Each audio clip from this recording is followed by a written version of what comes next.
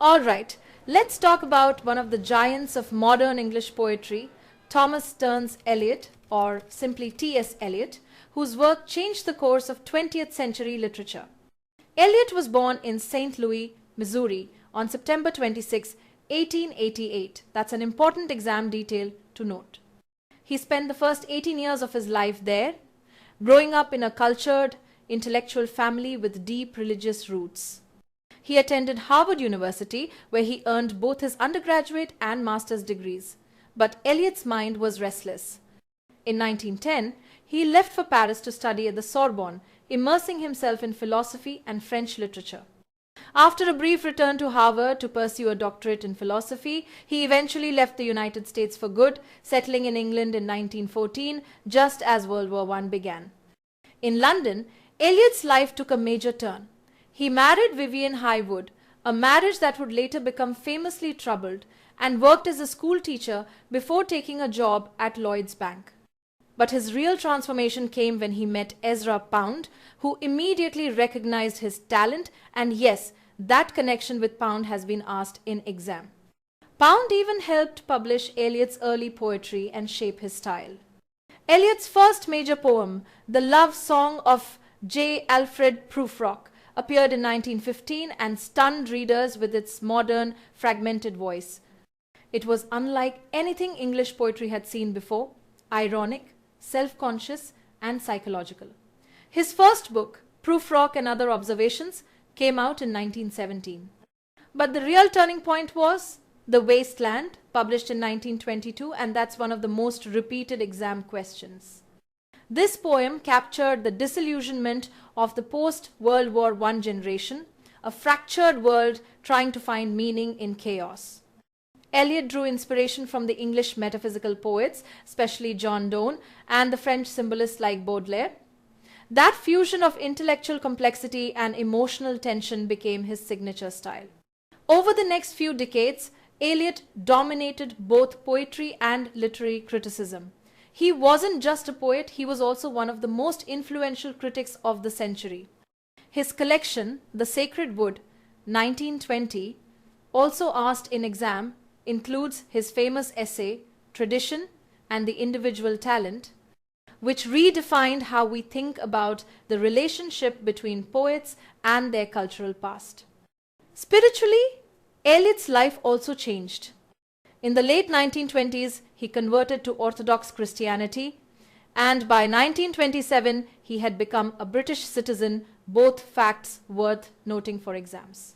His later poetry reflects this deep religious turn, especially Ash Wednesday 1930 and Four Quartets 1943, two works that show a meditative, almost mystical exploration of time and faith.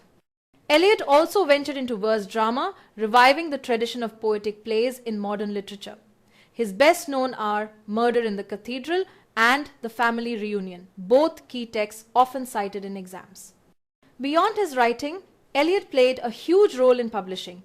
He joined Faber, and Faber became its literary director and helped publish younger poets, shaping the next generation of British literature. His first marriage ended unhappily. Vivian suffered from mental illness, and the two separated in 1933. Later, he found stability and peace when he remarried Valerie Fletcher. Eliot's influence was recognized globally when he received the Nobel Prize for Literature in 1948, another definite exam point. He continued to write, edit, and inspire until his death in London on January 4, 1965. Eliot's legacy is immense. His poetry reflects cultural disillusionment, spiritual searching, and moral conservatism, a mix of intellect and emotion that defined modernist literature. He turned poetry into something that mirrored the broken, questioning soul of the 20th century. As a critic, dramatist, and poet, Eliot didn't just participate in modernism, he defined it. Or, as one scholar put it, Eliot found English poetry old and ornamented, and left it modern, measured, and alive. Now that we've explored Eliot's life and career, let's turn to what truly made him a literary icon, his major works. Eliot was not only a poet but also a critic and dramatist who shaped the modernist movement in every genre he touched. Let's start with his poetry. His very first masterpiece, The Love Song of J. Alfred Prufrock, was published in 1917.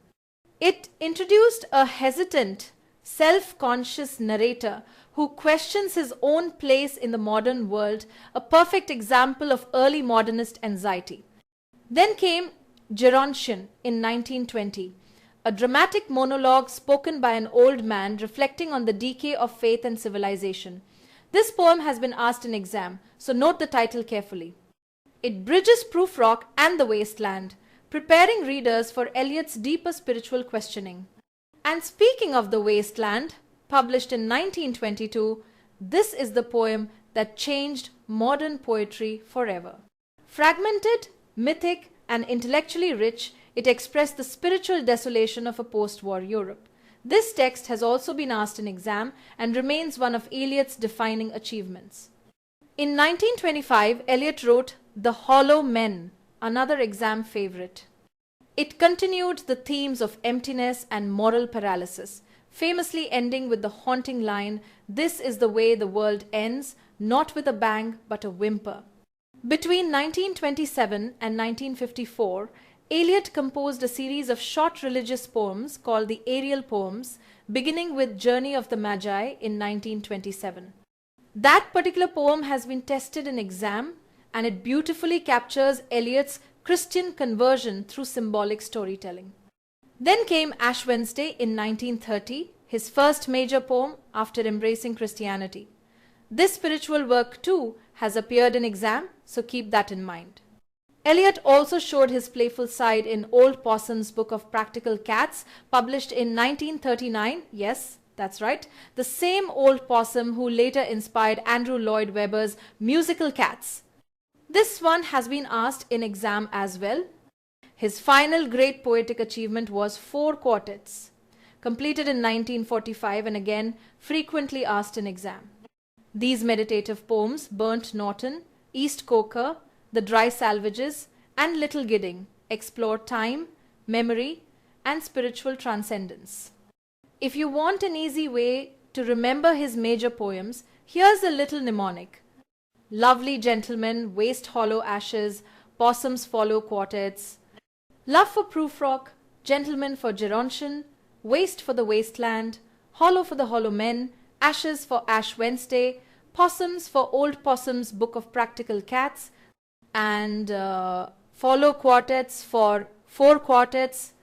Now let's turn to his prose works, where Eliot's intellect shines just as brightly.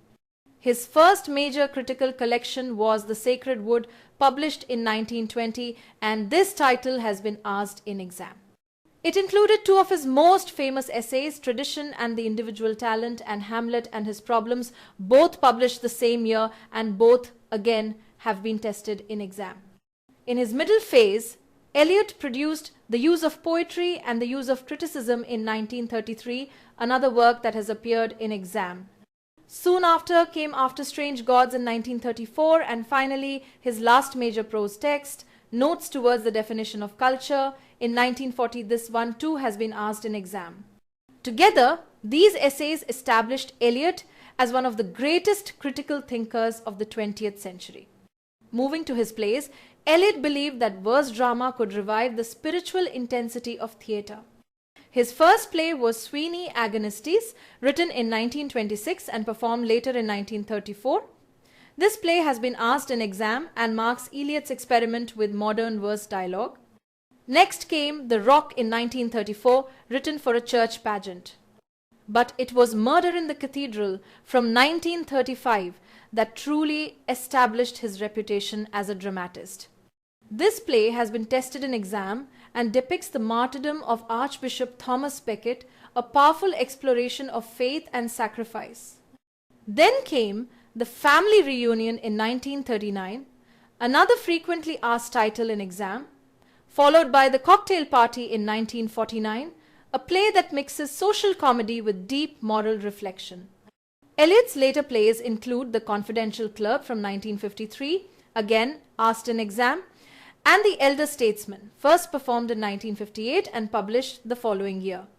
To make these easier to recall, here's a fun memory code. After Murder in the Cathedral, the family reunited for a cocktail party, but the confidential clerk ruined everything.